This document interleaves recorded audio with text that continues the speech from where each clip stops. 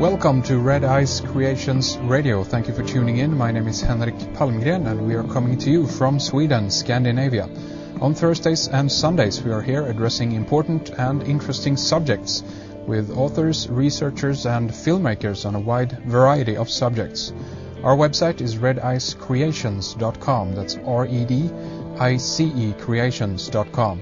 There you will find news, radio, videos, links and resources, our forum, and of course our member section and much more. I'm glad you're here today. We have an important topic that we are going to focus on. We have author Mary Croft with us on the line. She is the author to a book called, I really like this title, it's called How I Clobbered Every Bureaucratic Cash Confiscatory Agency Known to Man. And the subtitle is A Spiritual Economics Book on Money and Remembering Who You Are. We're going to talk about money and the concept of natural persons compared to artificial persons, words, law, government tricks, and much more. Mary's website is spiritualeconomicsnow.net. I suggest you head over there and do take a good look around. So it's great to have you with us online, Mary, and thank you for joining us. Hi, and thank you. Why don't we do like this? We could begin to talk a little bit about you for listeners who might not be familiar with you or your work. In regards to research and the work that you've been kind of doing, tell us a little bit about your background in this. Well, you know, my background is probably similar to most of the rest of us who are doing this, and that is that we got beaten up in some way by the alleged authorities. Like somehow, somewhere along the line, something occurred in our lives and we said, hey, wait a minute. This just isn't right. There's something wrong here. We didn't know what it was, but we knew that we were not to be treated like this, whether it's anything from ridiculous traffic violations, whether it's incarceration, whether it's IRS, CRA, ATO, IR, you name it, where I don't know what your tax agency is called over there. Whether it doesn't matter what it is, we all came away from it saying, okay, there's something wrong, and that includes, you know, the banks foreclosing on your house, credit cards, collection agents ringing you and saying, you owe us this much, but you notice they'll never put it in writing. I mean, you just have a feel for it, and you say, okay, I got it. There's something wrong here. Something's going on that shouldn't be going on.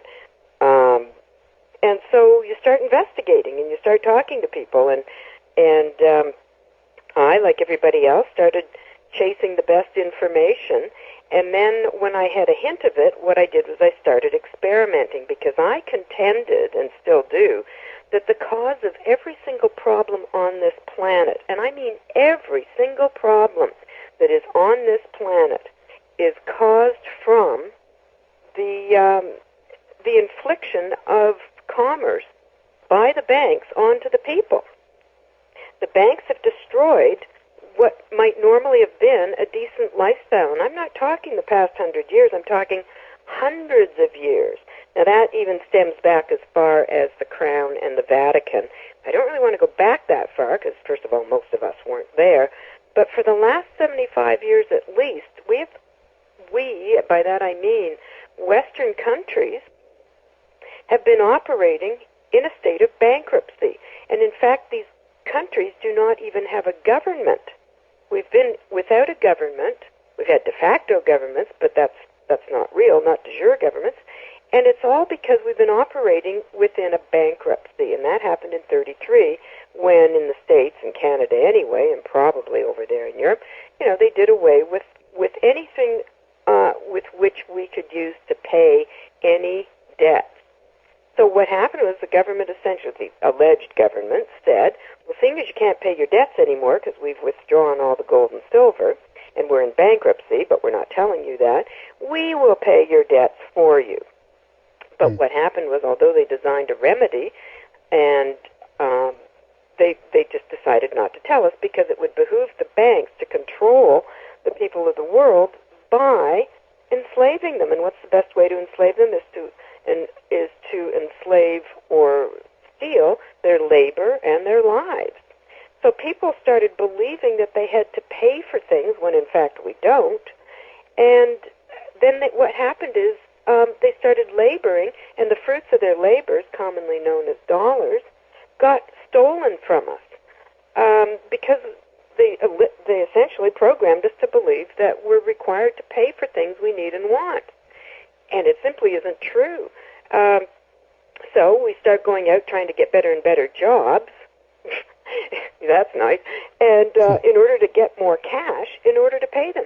But the thing is, there's two completely separate accounting systems, and we are not permitted to pay public debt with our labor, which is private.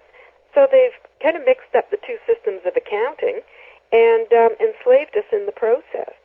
Now, there's a whole bunch of detail surrounding all that.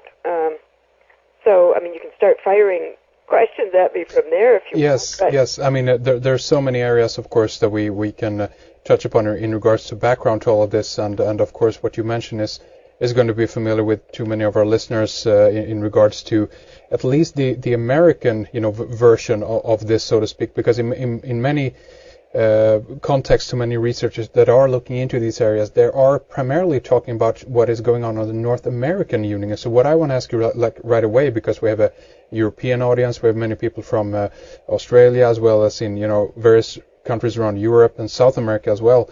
But in regards to, let's say, Europe then, do you know if these kinds of laws that you're talking about, either if we're talking about commerce or other law, that this is something that is applicable in Europe as well as to the United States and North America? Yes. Nobody in the Western world is operating under any law anymore, other than the golden rule, and that is that we're not to infringe upon anybody's person rights or property. In other words, do unto others how we want to be treated. We want to treat others. So that's the only real law that there is, and everything else that we think of as laws are not laws. They're statutes, codes, rules, regulations, ordinances, bylaws, constitutions, legislations. What did I leave out? They have nothing to do with us. They are simply the policies of the corporations, which appear to be governments, but they're not. And let me use the USG as an example. Mm-hmm. The United States government is just a slick corporation, a foreign private belligerent corporation, which happened to be crafty enough to call itself the United States government. But it has nothing to do with what we think of as the country called the United States of America, nor is it a government. It's simply a corporation. And people actually think they're going to march to the polls and elect a president of this corporation. Well, no corporation in the history of commerce has ever had an election for their CEOs, presidents. They're all appointed. Think of Sears corporations. But anyway, getting back to your question, which is that how does this apply in Europe, for example? Well, the only law under which we all operate is actually not a law. It's a code, and it's called the Uniform Commercial Code. Yes. They did away with any actual laws, which probably happened somewhere in the 30s all over the world. It was 38 in the United States, and I think before that in Canada. But anyway, somewhere around there. They did away with what's called common law, and they instituted the Commercial Code. And all the Commercial Code is laws under which we operate in commerce, which happens actually to be maritime commercial law or admiralty commercial law. Yes. It all just has to do with banking. There is no other law. There's no criminal code. There's no nothing that applies to us. Those policies, laws, statutes, etc., apply only to the people who made them up for the corporation from which they come. So, for example, when a cop, stops you for going through a stop sign, well, show me the law. Well, there can't be a law that says that, unless I agreed to it, of course, and why would anybody do that? I'm not suggesting that people go through stop signs. I'm just using that as an example, that's a statute that doesn't apply to men and women. It applies to corporate entities and the employees of those corporations. Yes. So the only laws that really apply are the codes of this Uniform Commercial Code. So we're all operating in commerce, and that means then that even the courts into which some people actually believe they have to go, they're not courts of law, they're courts of commerce. So when they drag you in saying something like, well, did you murder this guy? Well, it's not about murder, it's about who has stolen whose credit and how much does who owe whom in order to balance the books. Yes. Simply bookkeeping. It's accounting. It has nothing to do with anything. It's not about theft. It's not about, you name it. It's about accounting and how do we balance the books.